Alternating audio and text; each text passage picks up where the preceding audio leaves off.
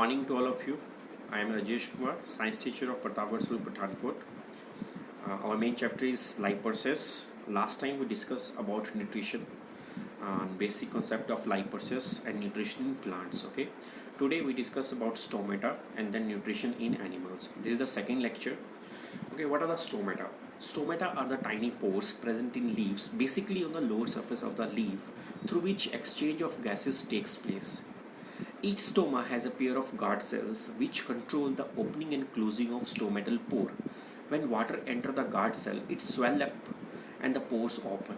When guard cell loses water, it shrinks and pore close. Okay, so we can say that stomata are the pores which help in exchange of gases and also loss of extra water in the form of vapor, and this process is called as transpiration. Okay, here is a diagram of stomata which appear like this when you observe these under the microscope. Okay, these pores and the other having these pores having guard cells means the stomata having guard cells. Okay, now this is a clear diagram of the stomata. Right. Now again, this is the diagram of stomata. When you observe this leaf peel under the microscope, you can see these structures. Okay, now nutrition in animals. First we discuss about nutrition in amoeba. Amoeba is a unicellular animal living in water. It takes in food by forming finger-like projections called pseudopodia. Means amoeba, the shape is not regular, shape is irregular, means not fixed. On the surface of amoeba there are various finger-like projections. These finger-like projections called as pseudopodia. These pseudopodia help in capturing of food. Okay, these pseudopodia are just like that. They capture the food present surrounding it and then engulf the food, and this process is known as endocytosis. Okay, this process is known as endocytosis. By endocytosis, amoeba engulf the food. Okay, then inside the amoeba the food vacuole is there, and this food vacuole having acidic enzyme, or you can say hydrolytic enzyme, which can digest the food and break down into the smaller particles. Okay, these particles can expelled out from the body by the process of exocytosis. Endocytosis, intake of food; exocytosis, exit of food. Okay, the whole process is shown in the diagram. Clear?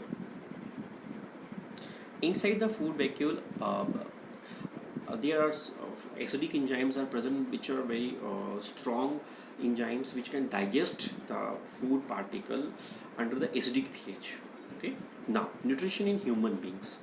See, nutrition in human beings takes place in the digestive system. In humans there is a complete digestive system present. Okay, it consists of alimentary canal. Alimentary canal is a tube-like structure which extends from mouth and into anus. Okay, and glands. The glands are just like organs, but they are specifically designed to these hormones, which can digest hormones and enzymes, which can digest food. Okay. Now, the main organ of digestive systems are mouth, esophagus, stomach, small intestine, large intestine, and anus. And the main glands are salivary glands, gastric glands, liver, pancreas, and intestinal gland. Okay, here is the diagram of this digestive system. Clear? Yes. Now, first, mouth. Okay, in mouth, what happened? See, inside the mouth, saliva is present. The saliva contains an enzyme known as salivary amylase or ptyalin, which can digest carbohydrate. Okay, amylase is carbohydrate.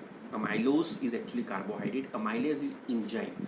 Okay, the food is broken down into smaller particles by the teeth and mixed with saliva from the salivary glands. Saliva contains the enzyme salivary amylase, which converts starch into sugar. Then the food passes through the esophagus into the stomach. Okay, then the second part is stomach. The gastric glands produce gastric juice, which contain the enzyme pepsin, hydrochloric acid, HCl, and mucosa. Okay, mucus, simply you can say mucus. Pepsin break down the protein. HCl make the medium acidic and help in the action of pepsin. Mucus protect the wall of stomach from the action of acid. Then the food passes into small intestine. Simply we can say in stomach the environment is acidic because of the presence of HCl. HCl make the environment acidic. Why HCl make the environment acidic? HCl make the environment acidic for the action of enzyme pepsin. Pepsin work at acidic pH. Okay, pepsin is a protein digestive enzyme in acidic environment. Okay, Now, then next is small intestine. In the upper part of small intestine called duodenum. Duodenum is the upper part of small intestine. Food is mixed with bile from liver and pancreatic juice from the pancreas. Bile break down fats into smaller globules. Pancreatic juice contain the enzyme trypsin and lipase. Trypsin is again a protein digestive enzyme and lipase is a fat digestive enzymes. Okay, see, intestine having the parts. In first part, duodenum. In duodenum, what happen? The food is mixed with the bile juice and pancreatic juices. Okay, bile juice is formed inside the liver and stored in the gallbladder. Okay, gallbladder is also a part along with the liver. Whenever there is a requirement of bile salt, the bile salt released by the gallbladder. Bile salt basically contain in enzyme lipase. Okay, sorry, bile juice basically contain salts which can wrap around the lipids or fats, and the lipase enzyme that comes from the pancreas digest the lipase. Okay, so we can say that bile juice help in emulsification of fat. Emulsification of fat takes place with the help of bile juice. Okay, and the trypsin is an enzyme which release from the pancreas which help in digestion of protein. Okay, then the glands of the wall of small intestines. The glands present in the wall of the small intestine produce intestinal juice. The enzymes of intestinal juice convert carbohydrate into glucose, fats into fatty acids, and glycerols and protein into amino acids. The wall of small intestine have several finger-like projections called villi having blood vessels. It helps to increase the surface area for the absorption of digestive food. The digestive food is absorbed by the blood and transported to the all cell in the body.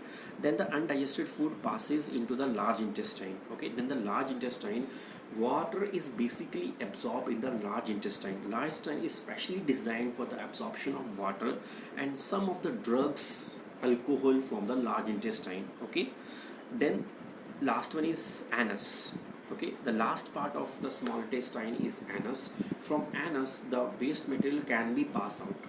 Okay, before the anus there is also a portion called as rectum. Rectum basically store the waste material. Okay, and from anus the waste material can be passed out from the body. Okay, simply we can say that in human digestive system, the specific organ is designed for the specific digestion. For example, inside the mouth digestion of carbohydrate takes place with the help of enzyme salivary amylase. Inside the stomach, digestion of protein begin in the stomach. Okay, stomach having enzyme known as pepsin help in digestion of protein. Moreover, the digestion of carbohydrates also takes place inside the stomach, because stomach also having gastric amylase which help in digestion of carbohydrate. Then small intestine is specially designed for the digestion of fat. Okay, fat digestive enzyme is called as lipase. Lipase digests fat with the help of bile formed inside the liver and stored in the gallbladder. Okay, because lipase digestion is not simple, and such digestion is known as emulsification of fat. Why? Because bile juice or bile salts cover or wrap up the fat molecules, and then lipase comes and lipase digests the fat molecules. Okay, this is all about the nutrition in human beings. I hope you understand these concepts. Meet you soon in the next lecture. Goodbye, stay safe and stay at home.